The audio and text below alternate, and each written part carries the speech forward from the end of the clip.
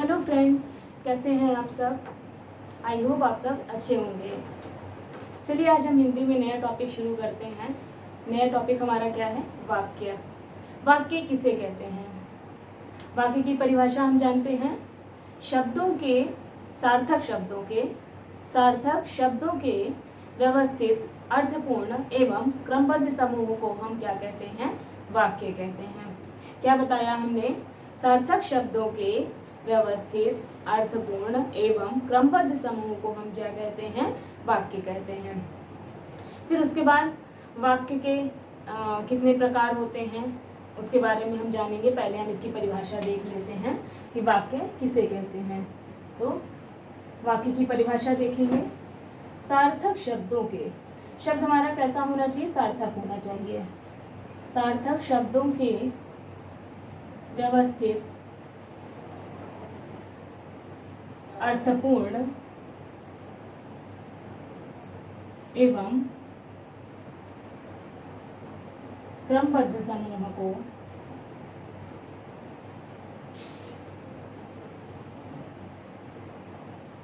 क्या कहते हैं? हम वाक्य कहते हैं।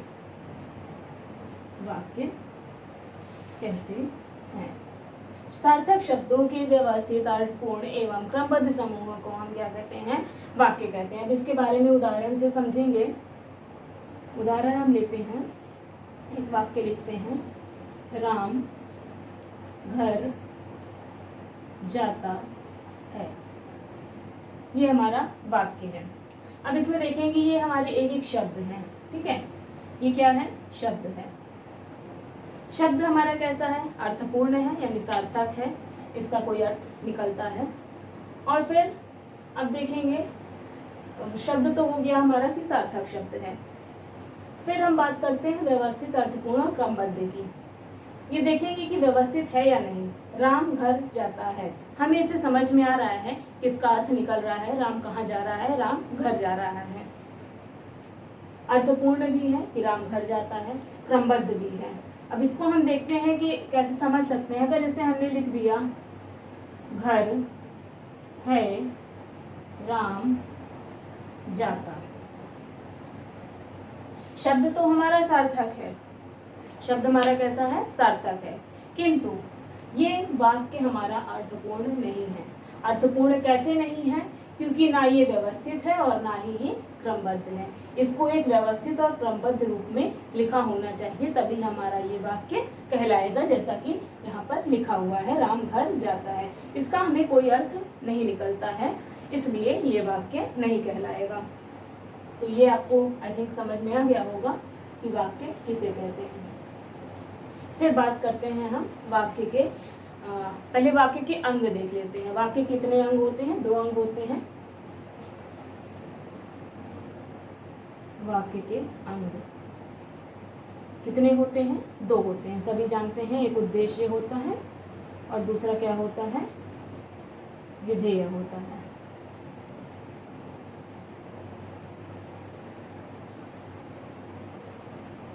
उद्देश्य क्या होता है? कि वाक्य में जिसके बारे में कुछ बताया जाए वो हमारा उद्देश्य होता है, और उद्देश्य के बारे में जहाँ पर उसका समर्थन किया जाए वो हमारा क्या होता है? विधेय होता है। उद्देश्य जैसे हरी कमीज मेरी है। यहाँ पर उद्देश्य क्या है? हरी कमीज।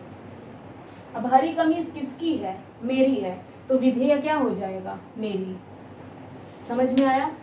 जहां पर किसके बारे में यहाँ बात हो रही है? हरी कमीज के बारे में, तो ये हमारा उद्देश्य हो गया। और हरी कमीज किसकी है, यानी ये इसके बारे में कौन बता रहा है? ये किसके बारे में बता रहा है? तो मेरी है, तो यहाँ पर मेरी क्या हो गया? विधेय हो गया। अब बात करते हैं हम वाक्य के प्रकार की। वाक्य के प्रकार, वाक्य को हम 2 भागों में, मतलब 2 तरह से उसका विभाजन हम कर सकते हैं। 2 प्रकार से इसका विभाजन किया जा सकता है। पहला है रचना के आधार पर। रचना के आधार पर, और दूसरा है अर्थ के आधार पर।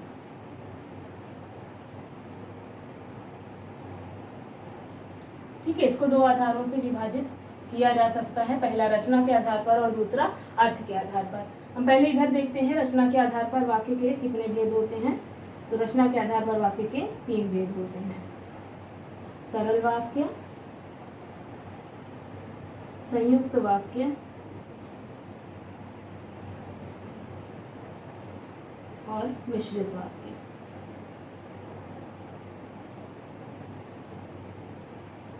अर्थ के आधार पर हमारे 8 भेद होते हैं, इसके बारे में डिटेल से हम आगे पढ़ेंगे इस टॉपिक के बाद। रचना के आधार पर पहले हम जान लेते हैं, फिर उसके बाद हम अर्थ के आधार पर जानेंगे।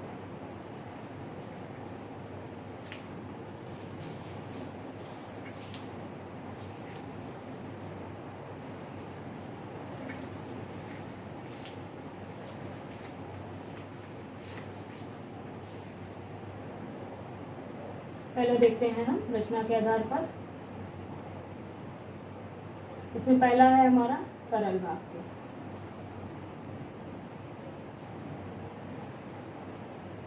सरल वाक्य में हमारा एक ही उद्देश्य होता है और एक ही विधेय होता है। सरल वाक्य में, जिस वाक्य में, इसकी परिभाषा देखेंगे, जिस वाक्य में एक ही उद्देश्य एवं एक ही विधेय होता है, उसे क्या कहते हैं? सरल वाक्य कहते हैं।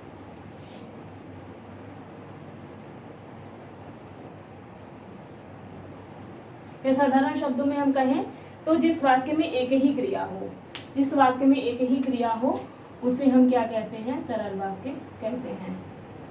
उदाहरण देखेंगे,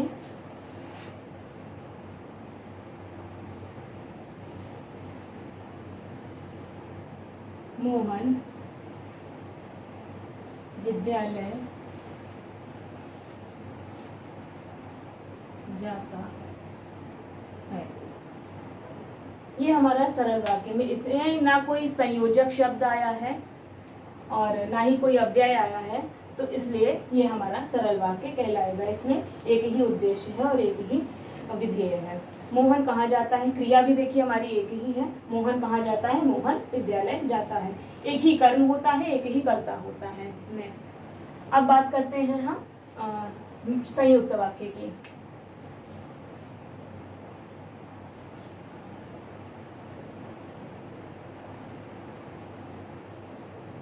संयुक्त वाक्य में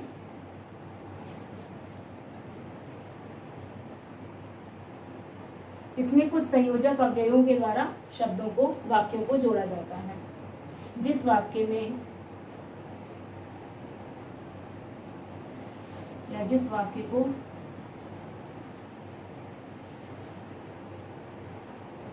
संयोजक शब्द कौन कौन से होते हैं देख लेंगे। तथा, लेकिन, किंतु, इसलिए, क्योंकि, अथवा, और, एवं आदि, इस तरह के जो भी शब्द होते हैं वो हमारे संयोजक शब्द कहलाते हैं। इस तरह जिस वाक्य को संयोजक शब्दों के माध्यम से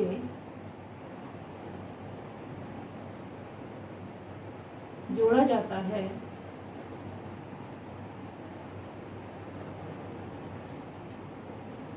उसे संयुक्त वाक्य कहते हैं।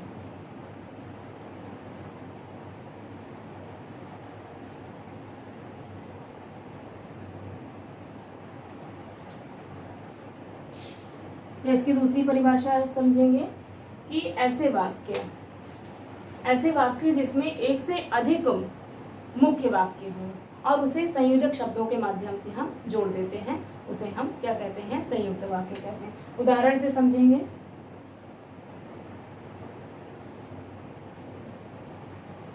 वह आया। देखिए यहाँ पर हमारा ये वाक्य पूर्ण हो रहा है, वह आया, ये मुख्य वाक्य हो गया हमारा। और ये हमारा संयोजक शब्द आ गया, मैं गया। अगर सिर्फ इतना लें तो ये भी पूर्ण शब्द है, पूर्ण वाक्य है हमारा, और ये भी पूर्ण वाक्य है। किंतु इन दोनों वाक्यों को हम एक संयोजक शब्द के माध्यम से जोड़ दे रहे हैं यहाँ पर, इसलिए ये हमारा क्या हो गया, संयुक्त वाक्य हो गया। और देख लेते हैं इसका एग्जाम्पल, जैसे माँ खाना पकाती है किंतु राधा नृत्य करती है। इसमें एक से अधिक कई सारे वाक्य आ सकते हैं, उसको हम ऐसे ही संयोजक शब्दों के माध्यम से जोड़ते जाते हैं, तो वो हमारा संयुक्त वाक्य कहलाएगा। अब तीसरा हमारा आता है मिश्र वाक्य।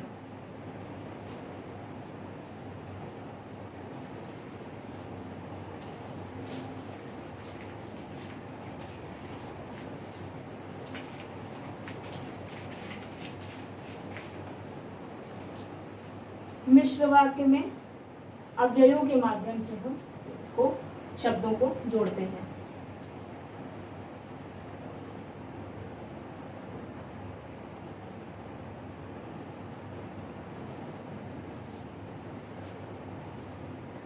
जिस वाक्य में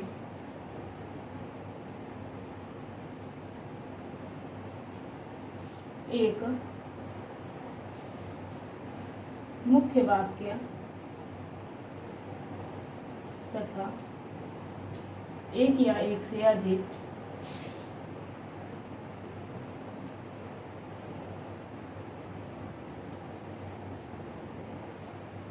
उपवाक्य हों, उसे मिश्र वाक्य कहते हैं।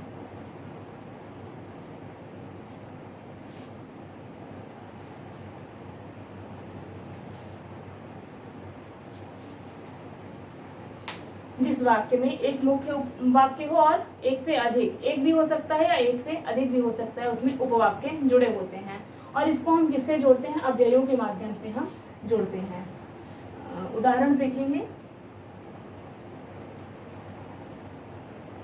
तुम आते तो मैं जाता। यहाँ पर एक वाक्य है, मुख्य वाक्य है, और मतलब इसमें ये पूर्ण नहीं हो सकता इसके बिना, ठीक है। इसमें अगर हम इसको हटा दें तो इस वाक्य को हम पूर्ण नहीं कर सकते हैं। ये हमारा मिश्र वाक्य होता है और अव्यय के माध्यम से इसको हम जोड़ते हैं। तुम आते तो मैं जाता, यानी इस पर ये निर्भर कर रहा है।